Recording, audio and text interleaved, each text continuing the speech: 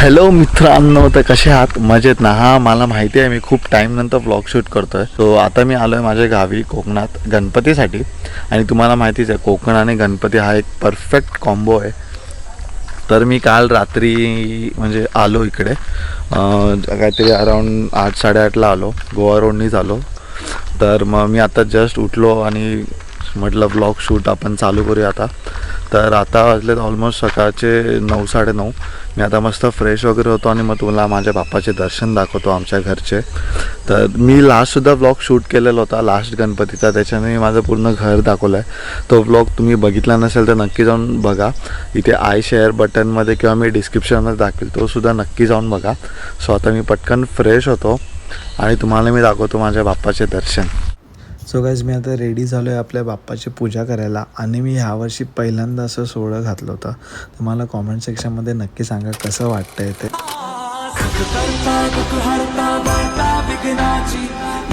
पूर्वी प्रेम कृपा जयाची, सर्वांगी सुंदर सिंदुराची, कंठी सलके माल मुक्ता फळांची. जय देव जय देव. सो गाईज, आता माझ्या घरच्या बाप्पाची पूजा वगैरे करून झाली आणि आज 4था दिवस आहे. तर आता आमच्या घरी आता गौरी येते, तर आता आम्ही चाललो आहे गौरी आणायला.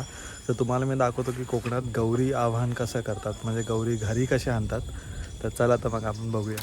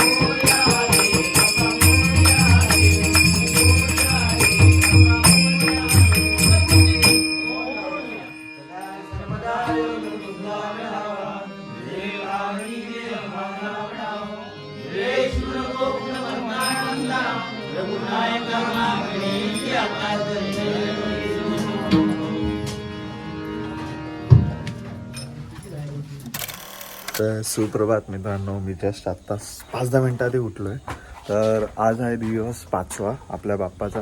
तर काल रात्रीचं भजन आमचं झालं, मग त्याच्यानंतर आरती वगैरे केली, मग जेवलो आणि थोडं मग झोपलो. तर तुम्हाला तो भजन आवडलं असेल तर नक्की मला कॉमेंट सेक्शनमध्ये सांगा.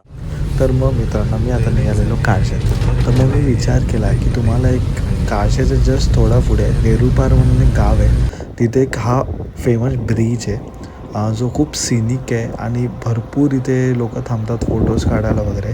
आणि याचं एक मेन रिझन मला सांगायचं की इथे भरपूर असे मराठी आपले मूवीज शूट झालेत. तर तुम्हाला कुठला माहिती असेल तर नक्की मला कॉमेंट सेक्शनमध्ये सांगा. सो जसं मी घरी आलो तसं मम्मीने ओसाची आपली सूप भरायला घेतलीच होती.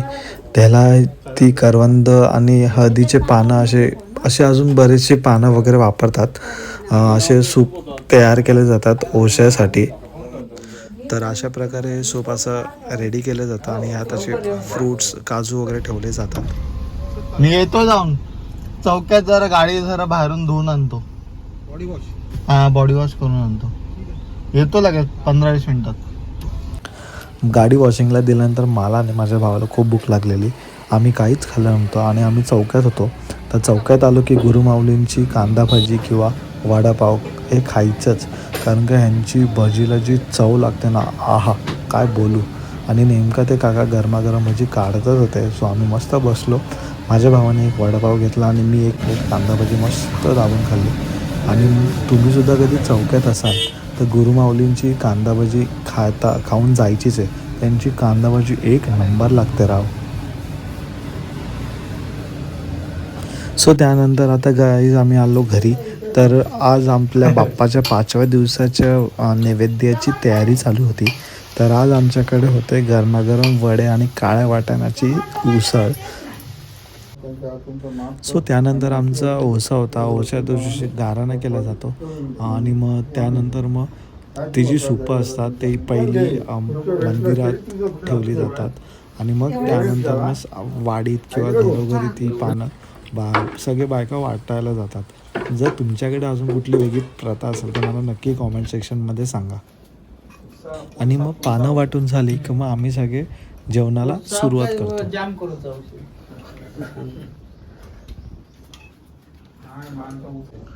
जेवण झाल्यानंतर मग आम्ही गेलो सगळे माझ्या मावशीच्या घरी, जे कणकवलीमध्ये येतं. सुप्रभात मित्रांनो, तर आज आहे आपल्या बाप्पाचा 6वा दिवस. आता मी आलो कुडा मार्केटमध्ये. आज कसं आपल्या बाप्पाचा 6वा दिवस आणि संध्याकाळी भजन आहे, तर भजनासाठी सगळी तयारी वगैरे, अजून छोटं मोठं काय सामान आहे ते. उद्या परत महामंडळाचं जेवण वगैरे असतं लास्ट शेवटच्या दिवशी, तर त्याची तयारी वगैरे करायला आलो आता खूप बाजारात. चला दाखवतो तुम्हाला आमचं कुडा मार्केट. हे आहे आमचं कुडा मार्केट आणि ही गर्दी फक्त तुम्हाला गणपतीमध्येच एवढी मिळते, बाकी आयदर टाईमला एवढी अशी नसते. आणि का होय तुमका खाली स्टँडवर ती बायका वगैरे बसलेली ते गावठीच, ती बायका बसतात घेऊन तेच गावठी. हो गावच्यात. रेट वाढवला काय केला आणि काय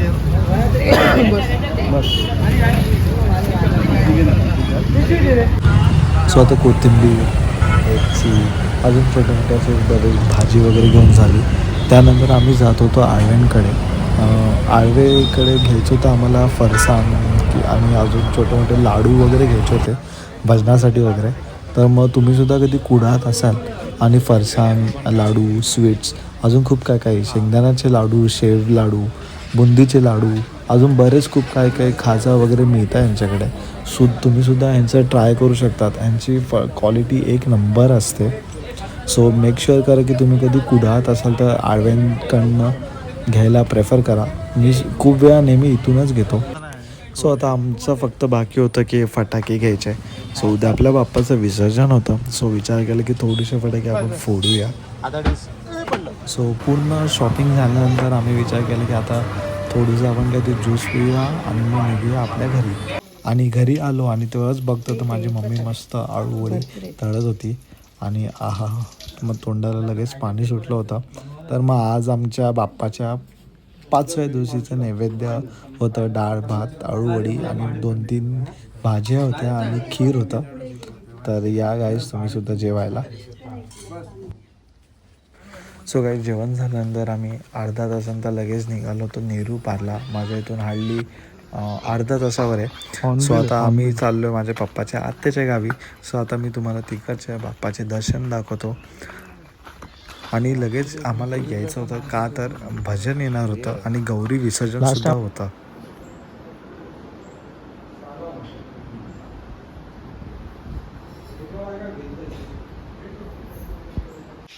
ही शेगल्याची भाजी आहे ना.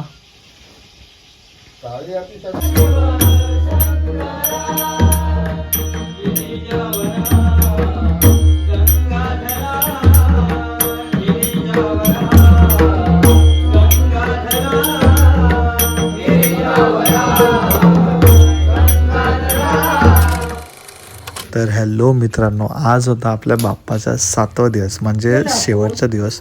तर आज आमच्या घरी आता ही मामद्याची सगळी तयारी चालू होती.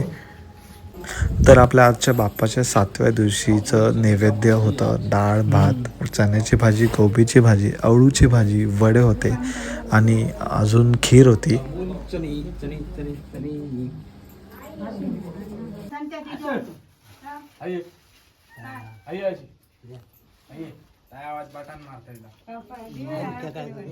गरम झाला का तुला?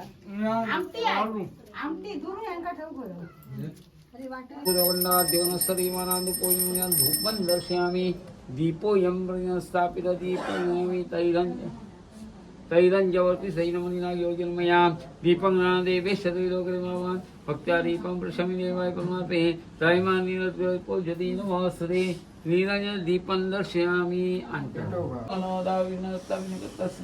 महागणपती आज तवी स्नान तवी आणि सहकुटुंब सहपरिवार सगळे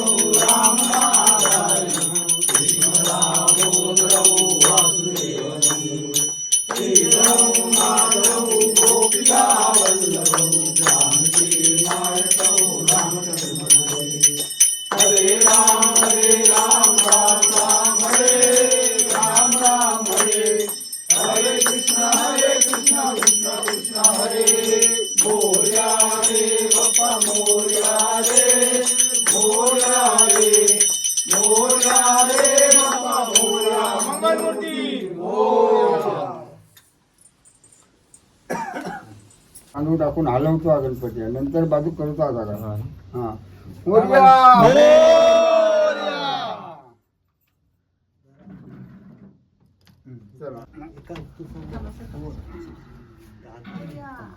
मोरया मोरया.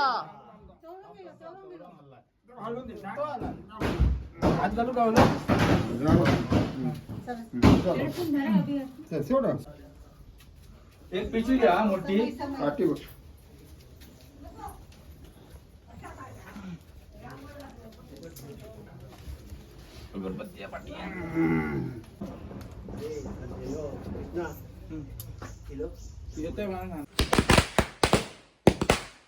गणपती बाप्पा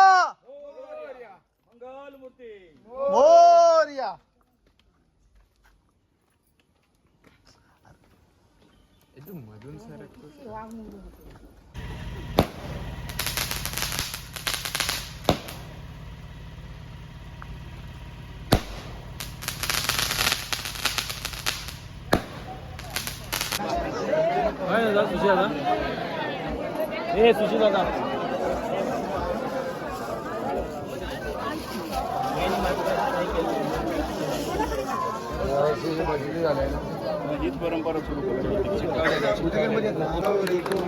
चंद्रनाची ओढी कुंकुम केशर हिरे जडित मुकुट शोभतो बरा नुसुंडी नुपुरे चंदी घागरिया. मोरया.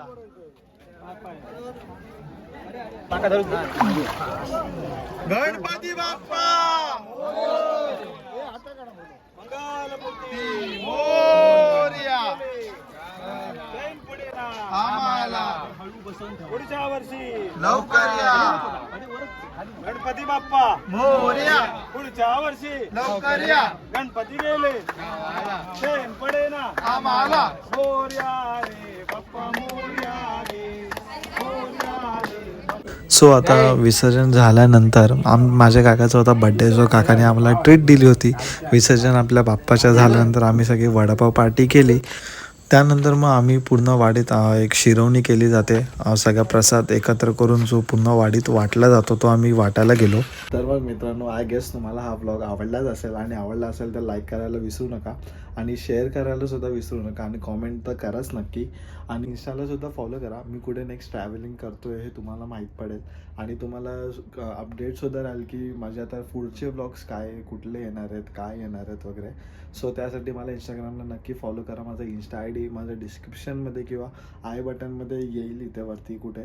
तर माझा आपण भेटूया माझ्या पुढच्या नवीन अशाच एक व्लॉगमध्ये. तोपर्यंत bye bye, take care, see you in the next vlog.